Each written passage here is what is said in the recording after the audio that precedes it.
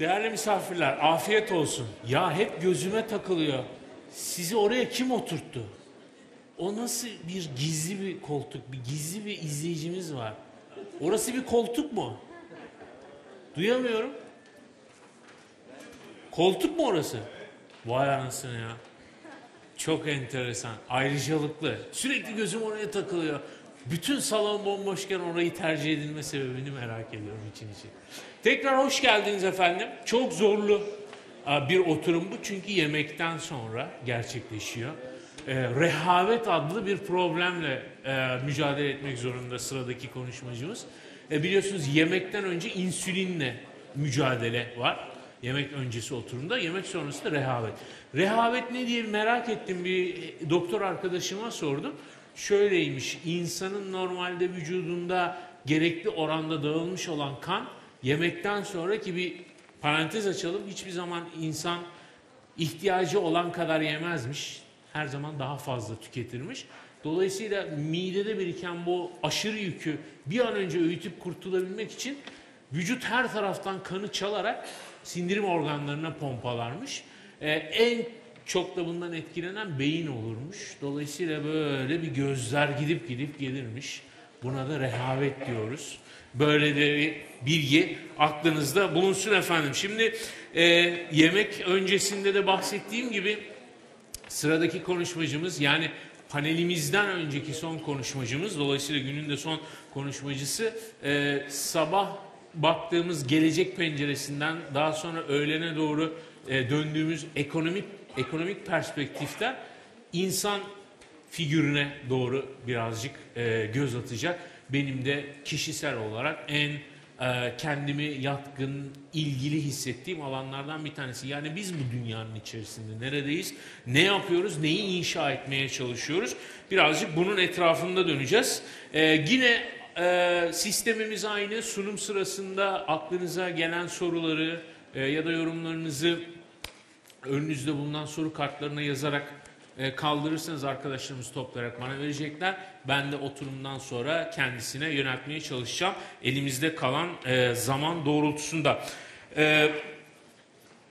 Birazcık sıradaki konuşmacımızdan bahsetmek istiyorum. Kendisi hem fütürist hem yazar.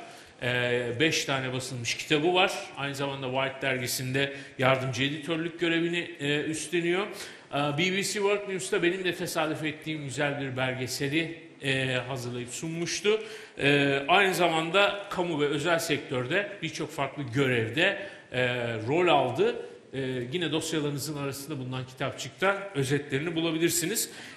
Bizimle paylaşacağı sunumun, aktaracağı bilgilerin başlığı gelecek dünya düzeninde sosyal ve finansal insan.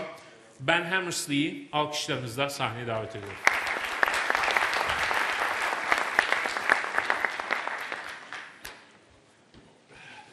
Good luck. Thank you very much. Thank you, thank you, thank you. Merhaba, everybody. Hey! Hello. Hello, the people in the beautiful seats. How are you doing? So, my name is Ben Hammersley. I am a futurist, like our other speakers.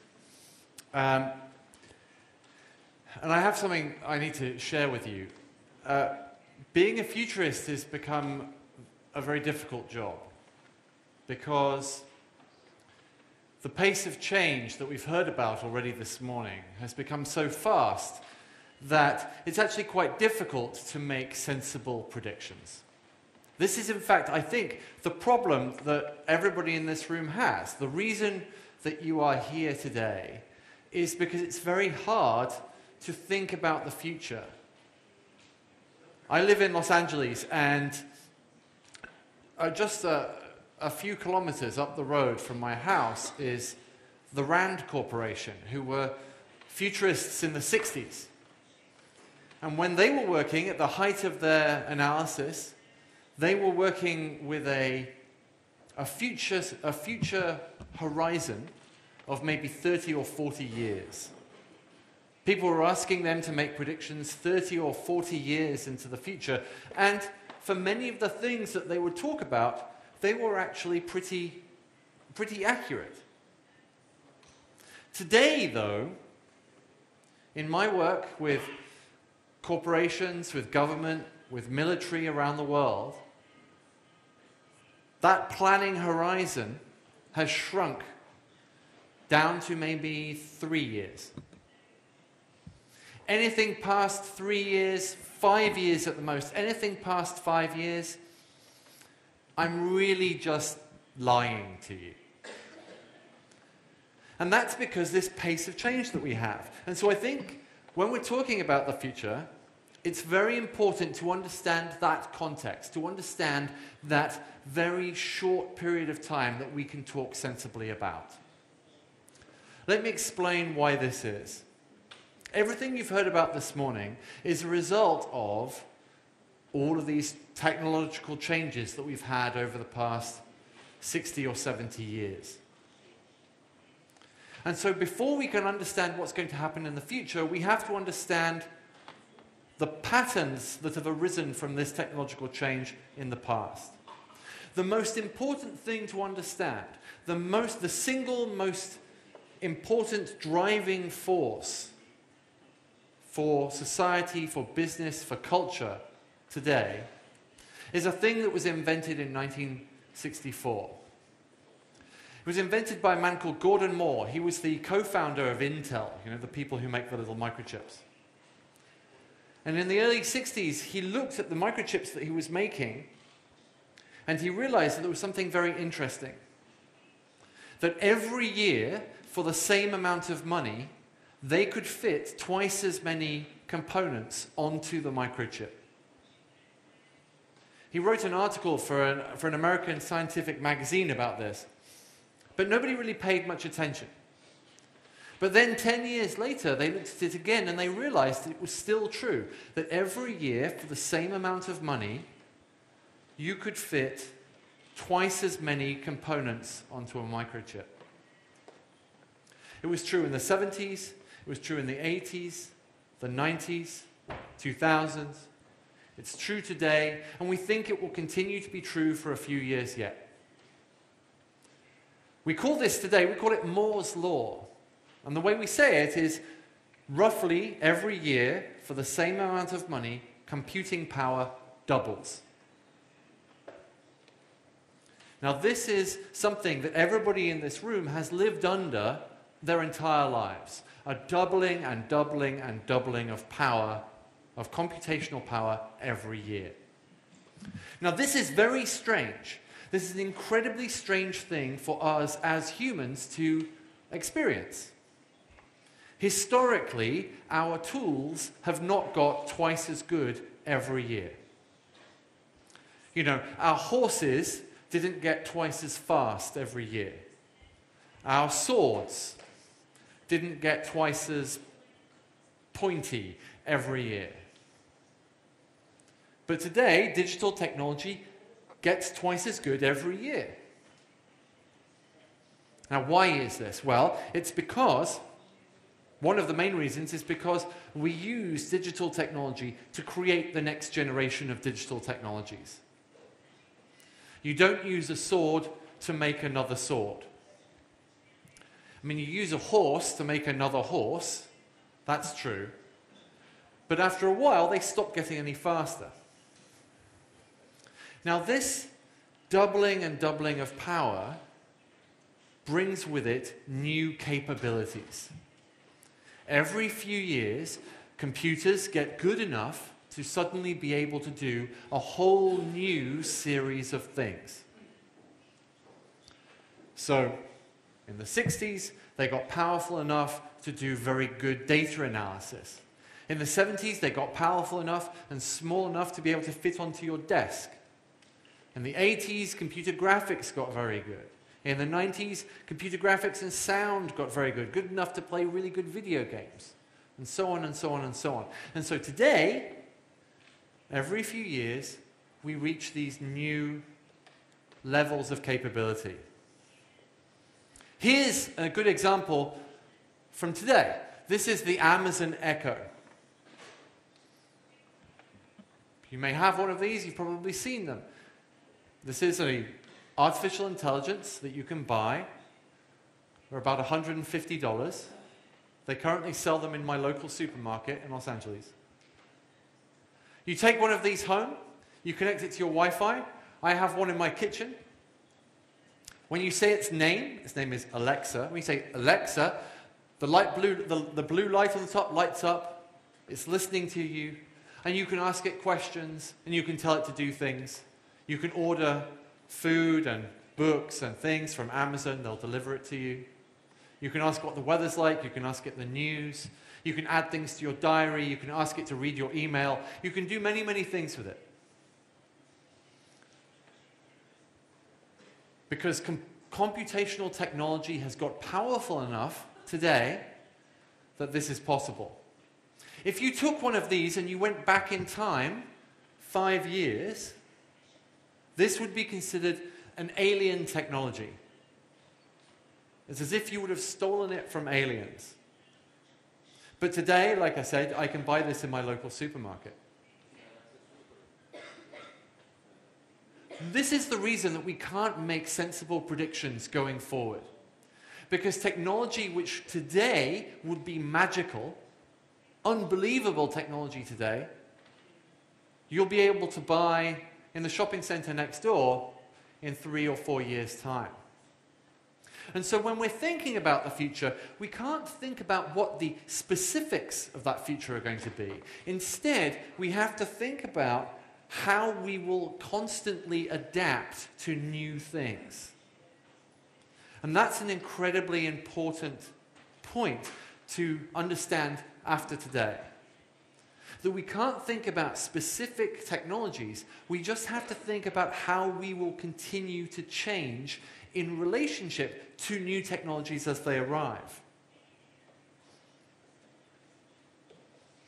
For example, there's a new word that we're starting to hear a lot in London and New York. It's the word meat puppet. It's a very bad word. It's a word that means somebody who is keeping the seat warm, waiting for their job to be taken by a robot. And there are certain classes of jobs, as we've already discussed this morning, there are certain classes of jobs that we know are very soon to be taken by technology. Taxi drivers being a good example. There are some roles, some jobs, who are currently meat puppets. They're just waiting for the robots to arrive. Now, this has happened very, very quickly. The last time I was here in Istanbul a few years ago, I gave a talk, and one of the parts of that talk was about self-driving cars.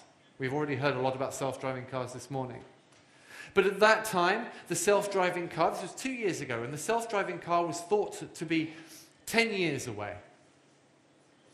And the self-driving truck, even further than that.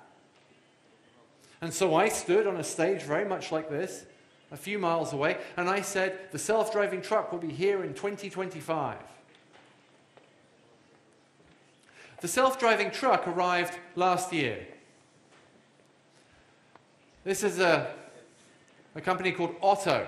They're actually now owned by Uber, the taxi company. And this is a self-driving truck which delivers beer from its brewery to a distribution center just outside of Chicago. It's a maybe 500 kilometer trip in each direction. And they've been doing this all year. The self-driving truck is already here. It's already a business. This is the truck when it was brand new. Today, it's kind of dirty and old because it's been working. And so even as a professional futurist, I can't give you the correct timelines because when I said something was going to happen in 8 years' time, it happened the next year.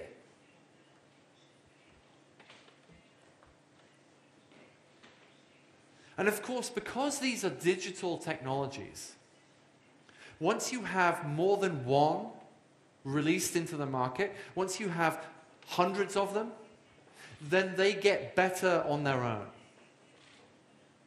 Digital technologies get better very, very quickly. You all understand this, right? Every year in September, Tim Cook of Apple will stand on a stage like this and instantly make the phone in your pocket rubbish. Every time you look at your phone, you expect there to be updates to the operating system or updates to the apps. We expect digital things to get really good really quickly. And that's because they do. And so when Elon Musk of Tesla says that the self-driving car will learn over time, he's not joking. The more they have these self-driving vehicles out there, the better the system gets. And the system accelerates. And so again, we as humans can't be thinking about technology in terms of what's going to happen next year or the year after that or the year after that. But instead, we have to be thinking about how we can change in relationship to it. I think this is an incredibly important point. Other than the meat puppet jobs, taxi drivers and so on, for everybody else in this room, for all of you people, robots won't steal your jobs. Robots will steal your tasks. They won't do everything you do, but they will try and do lots of the things that you do. And it's how you as individuals and you as companies relate to that change that will decide how your future rolls out.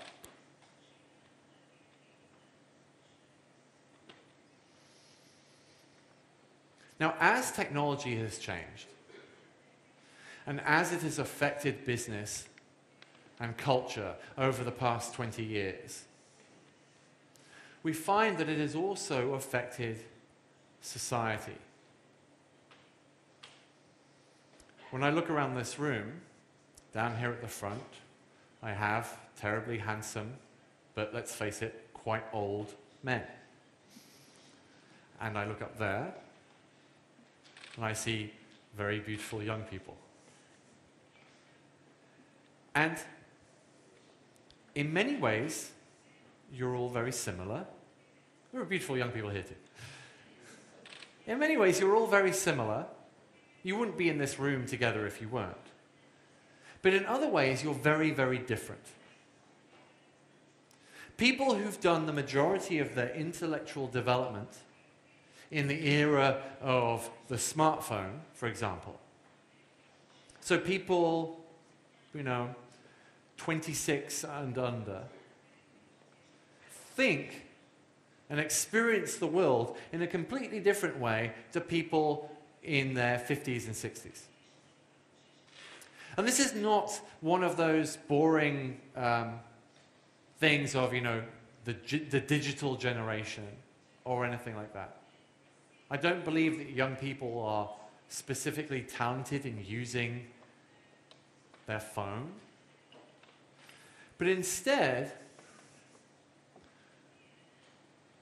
the youngest generations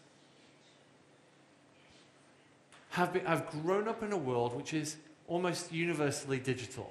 And because of that, they have digital-based expectations about how things should work. And it's this combination of the doubling of power every year and the increase in digital expectations that causes disruption, that causes the older businesses to fail and younger businesses to replace them. So what do I mean by digital expectations? I'm not going to read the list, but think about all of the things that you naturally assume you can do because of the way that you interact with technology. So, for example, your natural instinct is that you can have your data. Or you should be able to have your data. You should be able to go to your bank at any time of the day or night and download all of your banking data. You should be able, you expect to be able, to go to your phone company and download all of the data from your phone company.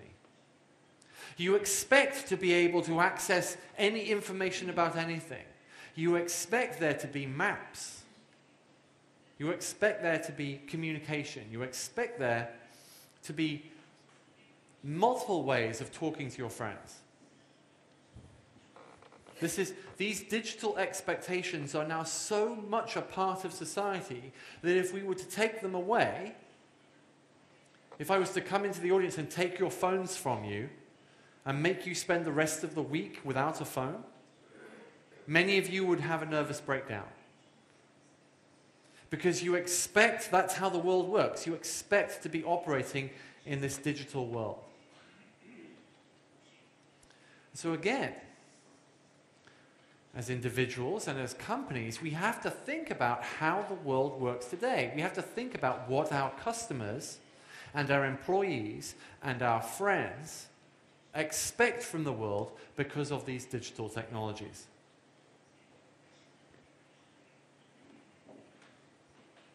Let me give you an example. I travel a lot, and 2 weeks ago, I was flying from my home in Los Angeles to Amsterdam.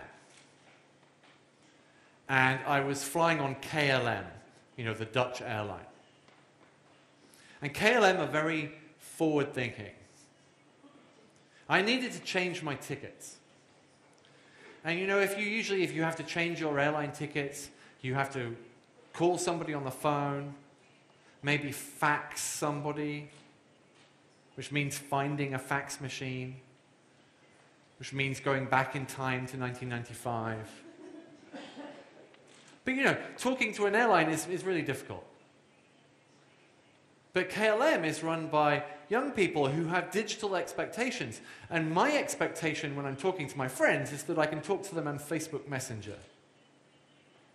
And so KLM said, okay, well that's your expectation for customer service in the digital world, so we will be available on Facebook Messenger.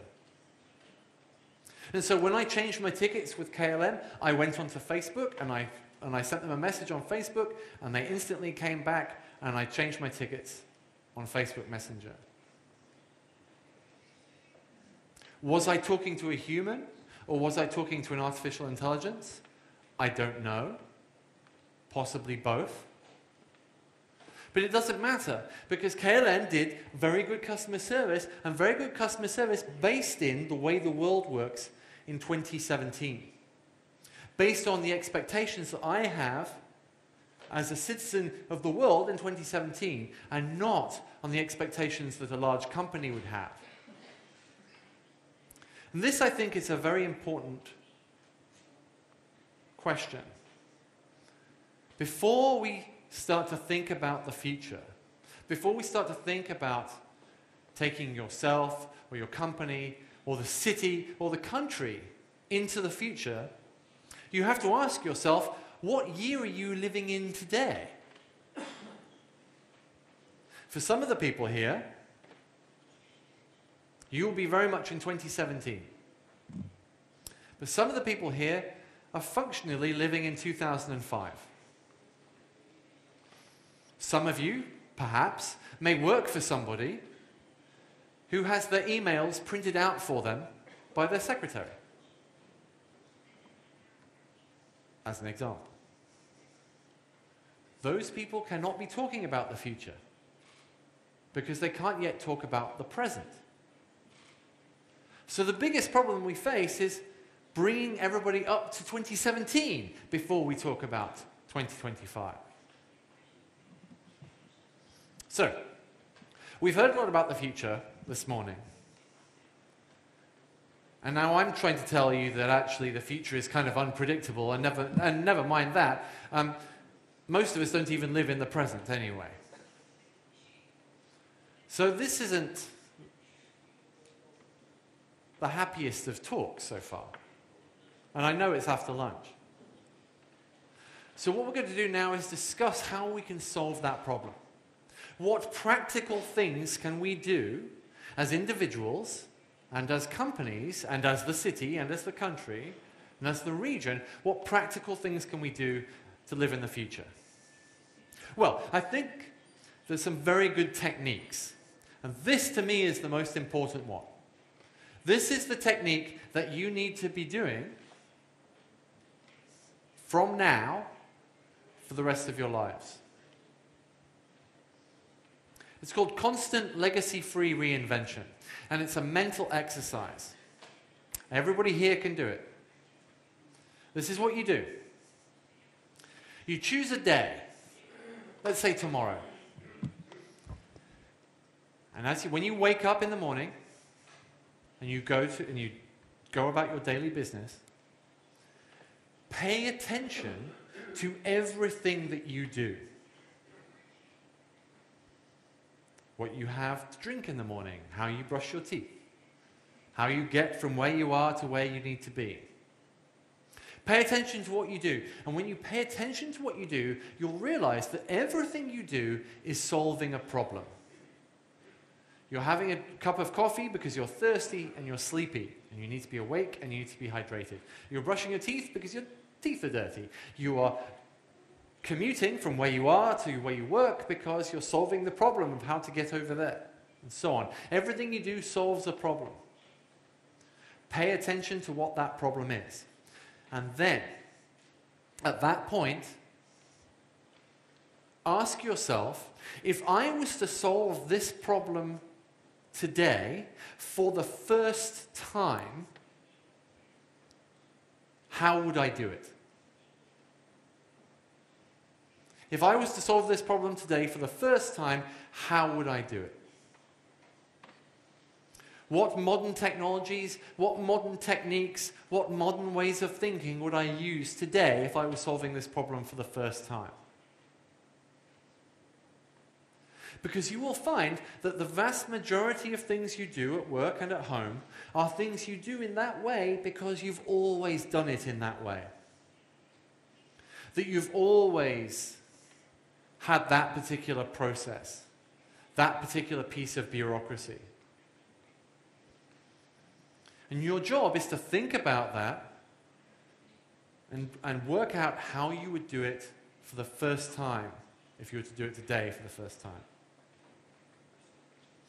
And when you do that, what you find is the vast majority of the things that you do in your business could be done in a better way, with more modern tools and more modern techniques. And the way that you work, the way you are at home can be done in better ways as well. Everything from the way you buy food to the way you meet your partner to the way you file your expenses. All of these things can be done in new and better ways than the way you are doing it today. And if you apply this technique, you will start to live closer and closer to the future. And as technology improves, you will chase it. And perhaps invent it. Now, this causes a major problem for most organizations that run through this exercise. Because it causes you to have to define your work. And this, I think, is the most important key to living in the future. To being able to adapt to future technologies. It's being able to understand what it is that you actually do for a job. Are you a meat puppet? Or are you somebody who can take the tasks that you do and give some of them to machines and keep others for yourself? As we heard already, the most future-proof jobs are the ones which involve our very humanity. Teachers and nurses and so on. Jobs which involve not only intellectual skills and psychomotor skills, but also empathetic skills. And so when you start to define your work, you realize there are some tasks that you do which will be much better to hand to the machines. And other tasks which are much better to keep to yourself. And so as we transform our society into more and more automated and artificially intelligent systems, we will continue to have a way of prospering as humans. But we can only do this if we pay attention to what our work actually is.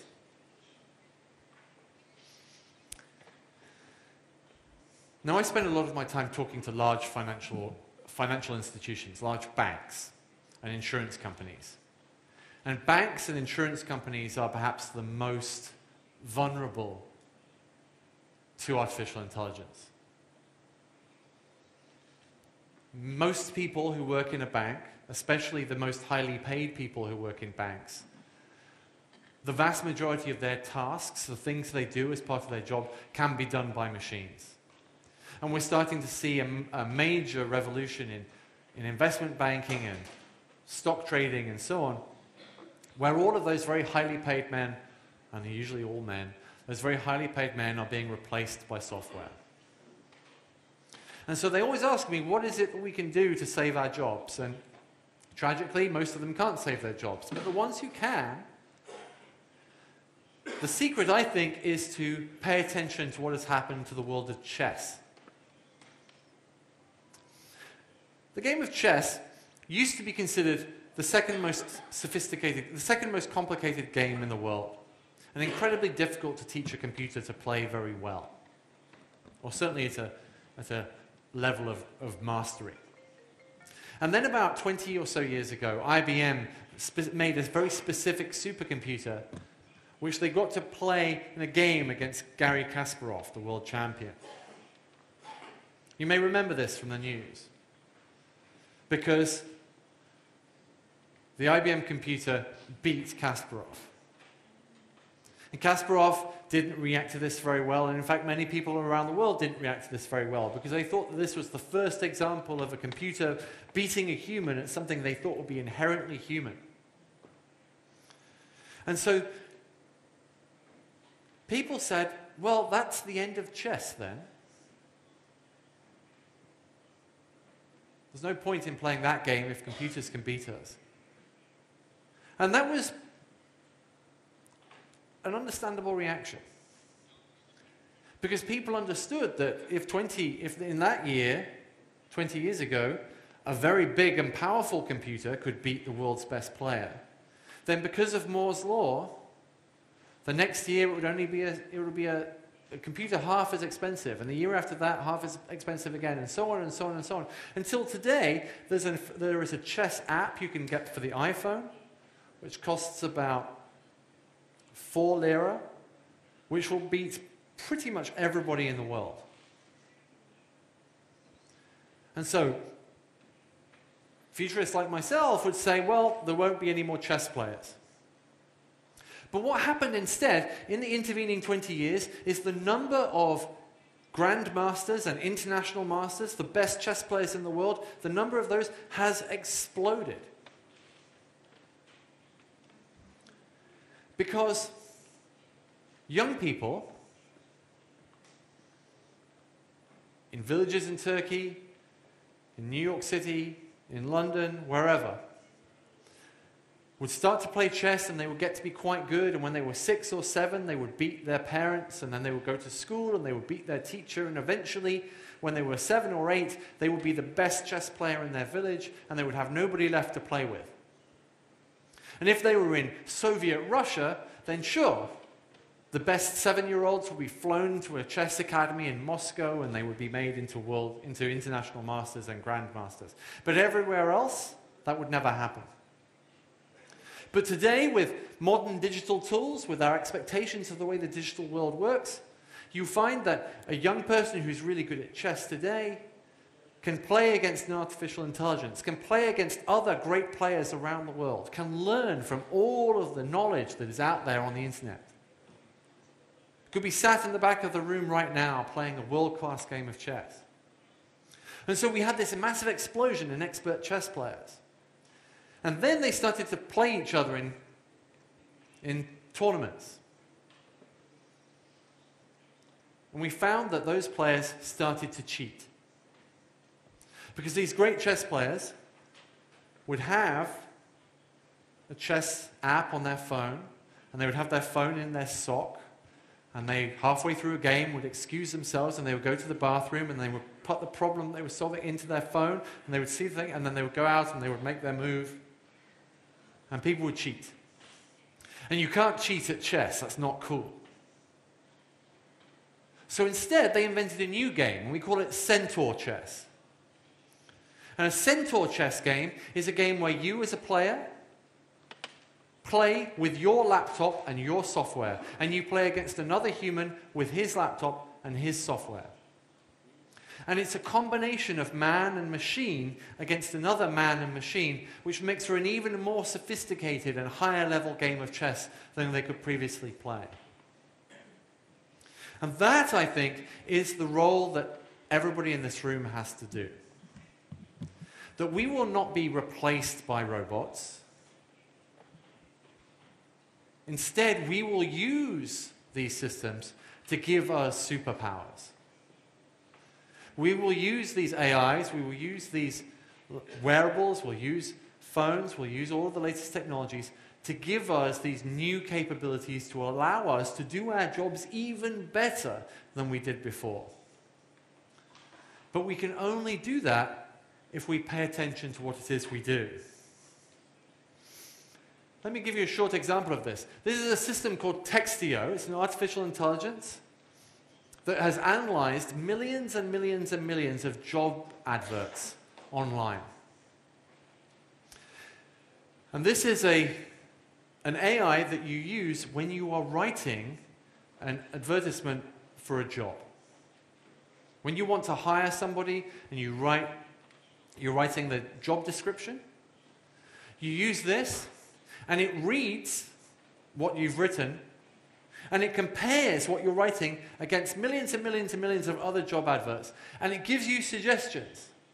It gives you the superpower of being able to write incredibly good job descriptions that will enable you to attract the very best candidates into your business.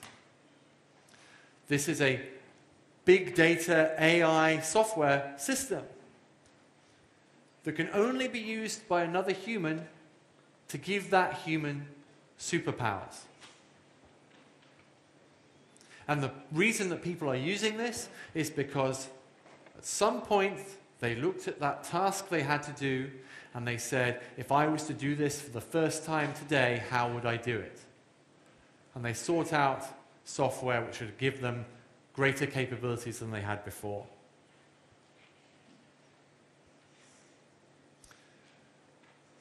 But let's bring it to a close with the next level.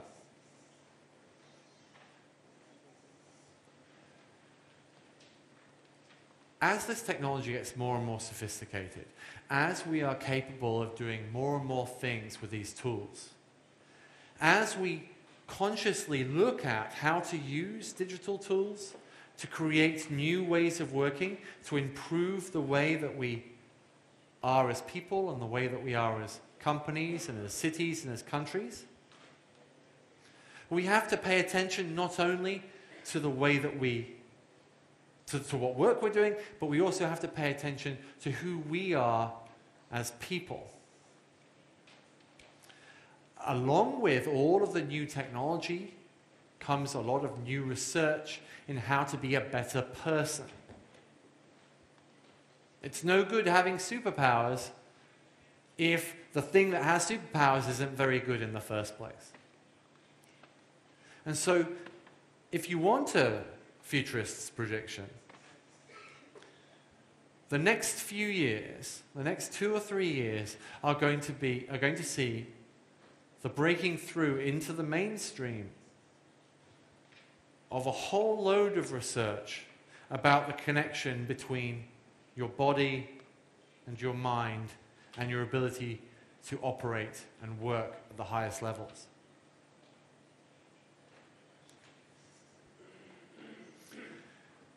Over the next 12 months or so, we are going to see a whole load of new technologies arriving into the marketplace which will reinforce this message, which will reinforce the message that our physical capabilities and our mental capabilities are the same.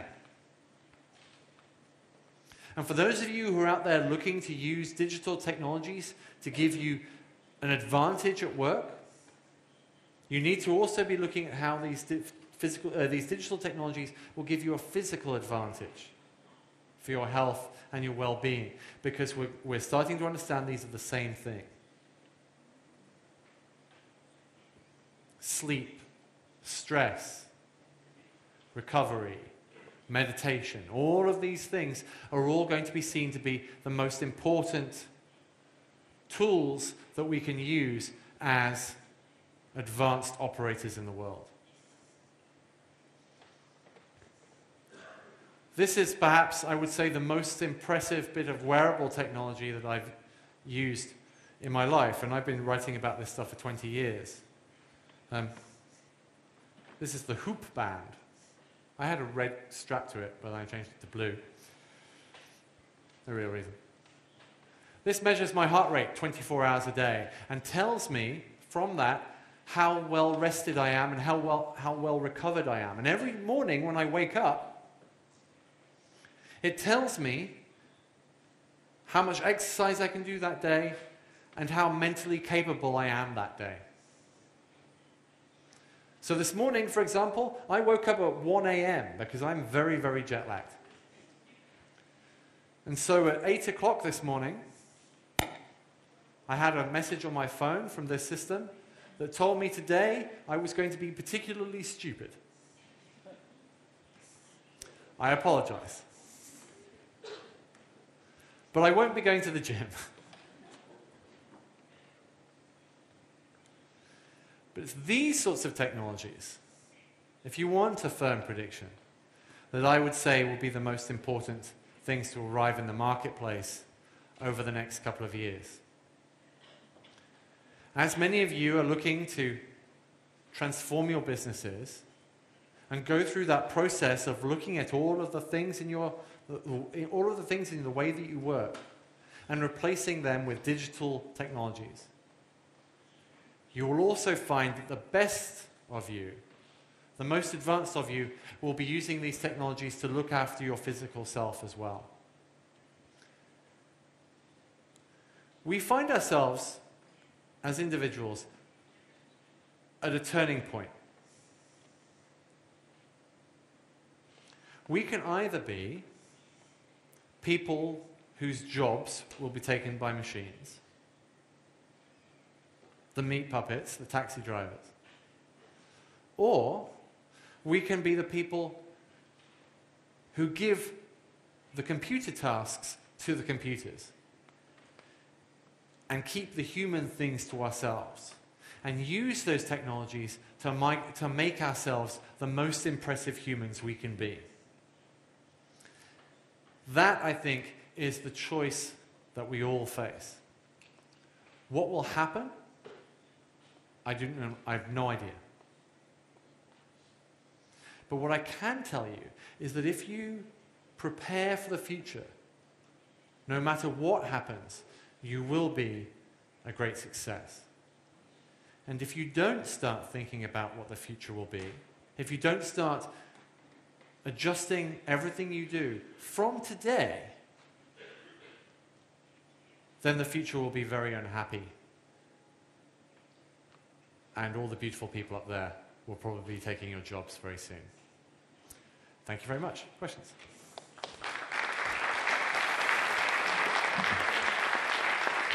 Thank you, Ben.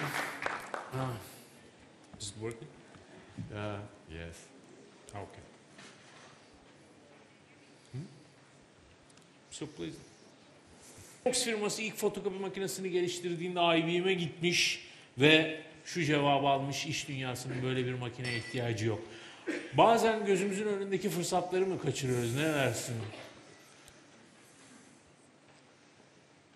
Oh yeah.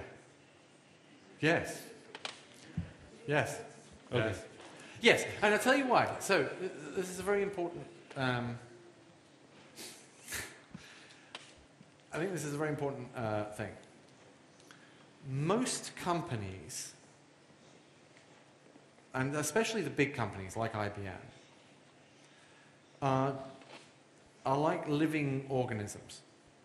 And new ideas or new disruptive ways of doing something to those large companies is like an infection. And companies' immune systems will fight that infection. You have to be very careful, and yes, I think you have to be even very, very careful the higher up you are in that organization to make sure that what I've just been talking about, this need to continually reinvent yourself, is an idea which is shared by the entire organization and not just by senior management. I do a lot of work with large companies where the most senior people and the most junior people both really want to do digital stuff. They're together, but the middle managers, the guys in the middle, they're the ones who try and kill everything. So like the chairman and the CEO, yay internet. Everybody under the age of 30, yay internet. All of those old dudes in their mid-50s, oh no, no internet for me. And it's very important that the senior leadership pay attention to that. Ben o tip insanlara motivasyon vakumu diyorum. Yaşam enerjisini emen insanlar. Evet, şimdi sırada 4 tane soru var. Birbiriyle bağlantılı olduğu için 4'ünü arka arkaya okuyacağım. Bence alt metni aynı. Topluca da bir cevap almış olalım. Şimdi şöyle diyor bir tanesi. Dijital beklentiler arasında en önemlisi iki insan arasındaki ilişki beklentisi. Karşılaşma ve tanışma olmayan dijital dünyada ilişkiler nasıl kurulacak? İkinci soru diyor ki dijital oyunlara olan ilgi artıyor ama insan sosyal bir yaratık, kendini başka insanlarla anlamlandırıyor. Dijital dünya insanın ölümünü mü hazırlıyor diyor. Bir diğer soru, Kasparov'un bilgisayarda oynaması binlerce oyuncunun artmasına sebep oldu dediniz. Fakat bu insanların sosyal yönlerin, yani bu oyunlar sosyal yönlerin gelişmesini engellemiyor mu? Gelecekte süper bilgisayarlarımız antisosyal çocuklarımız mı olacak diyor.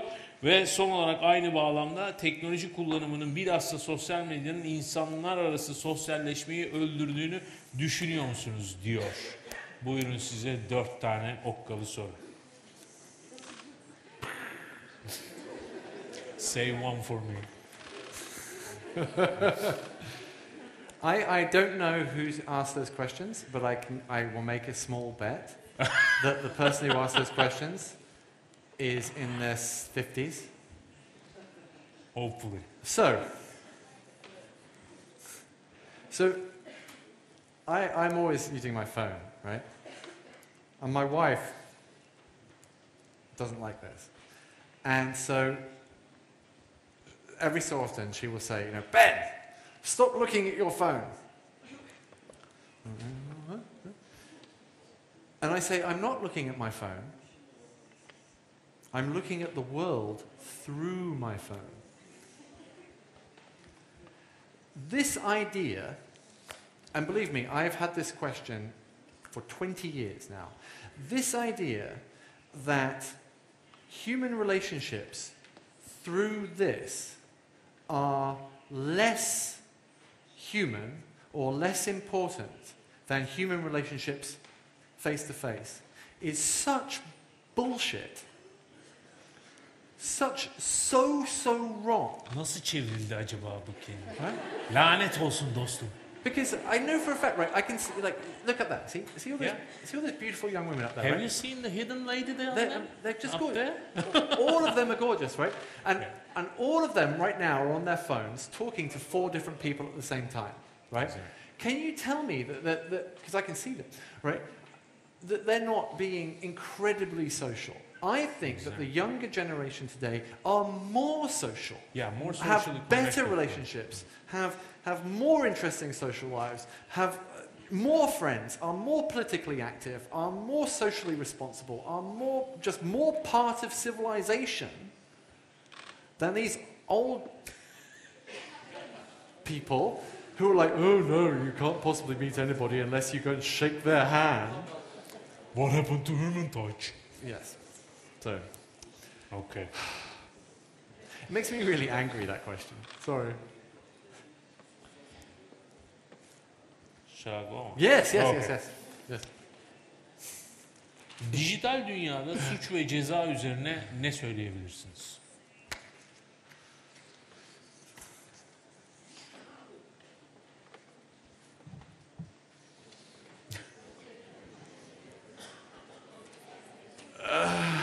Okay, that's enough. Yeah. You know what? I'm not going to answer that question. Okay.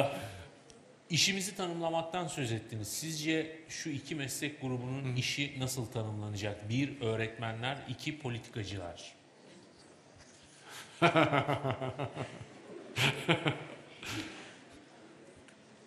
I think, okay, let's start with teachers. That's very political. Yeah. Teachers, I think, are like nurses or hairdressers or plumbers in that they are, those are roles which are inherently human. That you can improve their success by giving them technologies. But I think we need to have human teachers. Yes, you can learn lots of things online and through bots and so on, but a very good human teacher is always better than that. And In terms of politicians,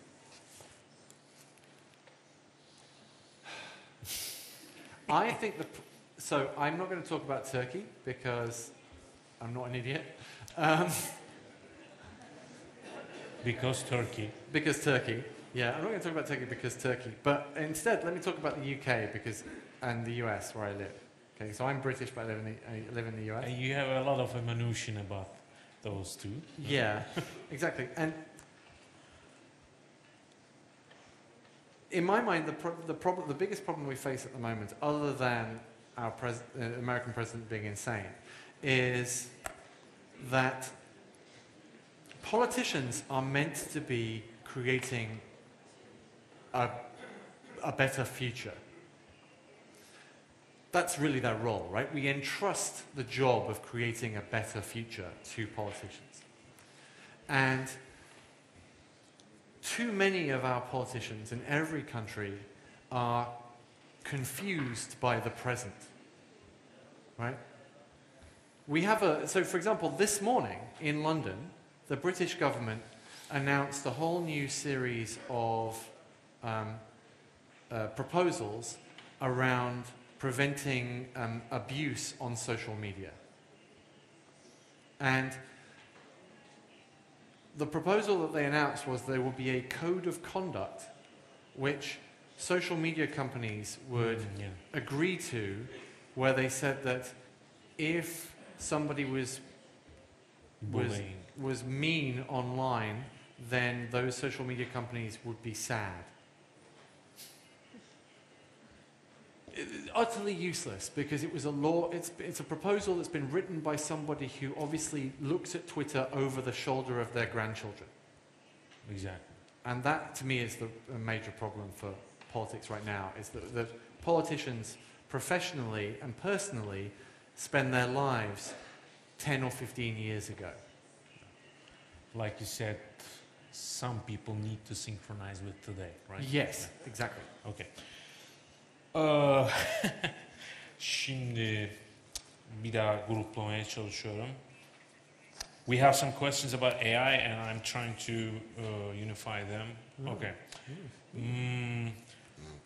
It says, yapay zeka dediğimiz şeyi ortaya koyan bir insan ise yapay zekaya yönelik korkularımız aslında insan zekasından mı doğuyor diyor. Bir diğer yapay zeka sorusu diyor ki herhalde kulağındaki bu hoş hanımefendi sesinden tatmin olmamış. Çevirmenlerimiz nerede? Nerede çevirmenlerimiz? Nerede? Hiç ipucu sahibi They're olan up mı? there. They're up there. They're very Okay. nice. Be nice to them. Diyor ki yapay zeka kusursuz çeviri ne zaman yapabilecek? Dünyadaki dil çeşitliliği etkilenecek mi diyor. Oh. Hani şu Google'ın son cihazından da düşünürsek. Ve son olarak, gerçi onu daha sonra sorayım. Bu ikisini cevaplarsanız ben sonra sorayım.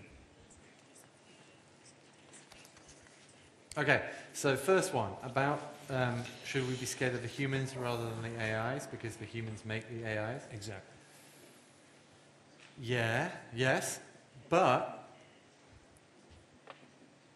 one of the more complicated things that we have today is we shouldn't necessarily be worried about a human quality AI. When we talk about AI, most people think about, you know, the Terminator. Yeah, or right? the almighty AI. Yeah, the almighty sort of like single, like 2001 HAL type AI. Actually, the majority of AI is about as smart as a puppy, right? It's like, or a cat. And Single purpose. Single purpose, and it's pretty clever, but only does one thing. And the danger that we have isn't the one AI, it's what happens when you have 50,000 of them interacting with each other. And we've had this in the financial markets for a few years now, where we actually find it difficult, maybe impossible, to understand what is happening in the stock market, because 95% of trading on the stock market in New York is made by AI. Bots. And those bots aren't very clever, but when you have many, many, many of them all interacting with each other, it creates a world of complexity which we as humans cannot understand. And so I'm not worried about the killer robot. I'm worried about many, many, many, many, many little robots interacting with each other. Yeah, exactly. Now, in terms of the translators, I think there are two, as with many, many digital tasks, there are sort of two levels of quality. If you're a not very good interpreter, then yeah, you're screwed, right?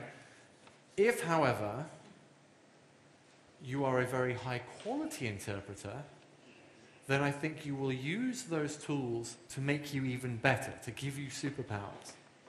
And so the very best interpreters will become elite, and the very, very worst ones will fall away and be replaced. Mm-hmm. Because language interpretation is both an intellectual thing, but it's much more than that. It's more poetic. Use it like a lever. Mm. Sonra simultane tercüman tutuyoruz, bir bakıyoruz Google'ı bağlamış mikrofona, milletin kulağını üflüyor duruyor. Ha? Olur mu? Olur. Kontrol ederim arkadaşlar arada. Diyor ki son olarak bu bağlamda robotlar yaratıcılık vasfını kazanarak elimizden bu yeteneği alabilir mi? Ve bir kıyamet günü senaryosu bekliyor musunuz diyor.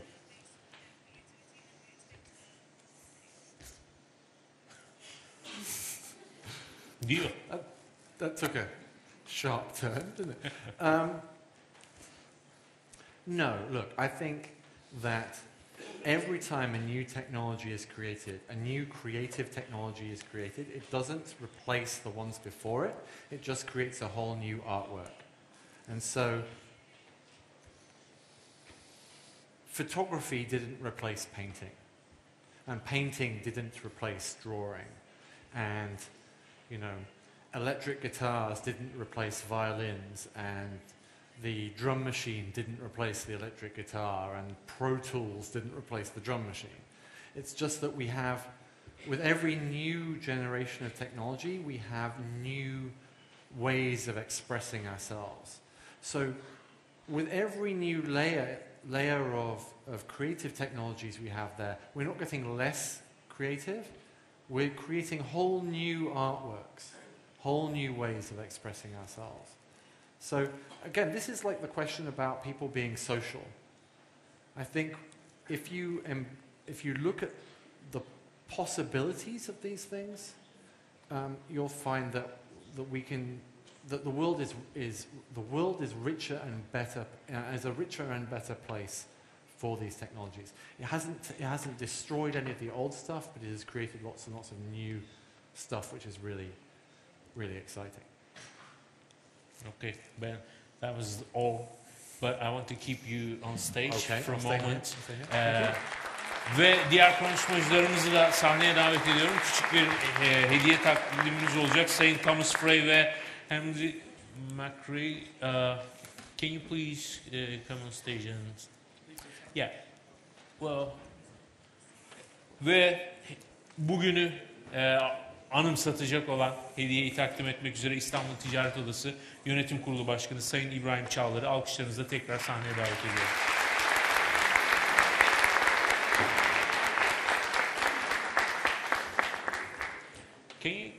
little bit to the middle. Thank you. Şöyle ortaya doğru alalım değil mi fotoğraf için?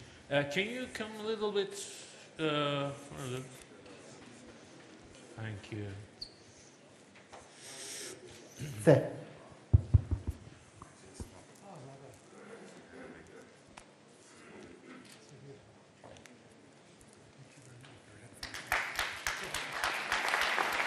Sayın Hamish McRae.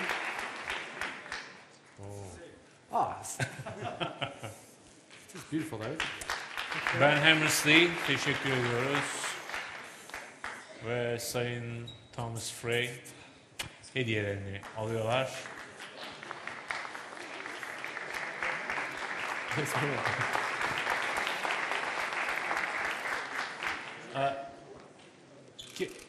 Can we take a group photo? Oh, yeah. Please? Yeah. Why not? I feel like I should like kneel down. Blaze of glory. Thank you. Thank you so much. Very nice to meet you. Thank you. Çok teşekkür ediyoruz. Sağ olun.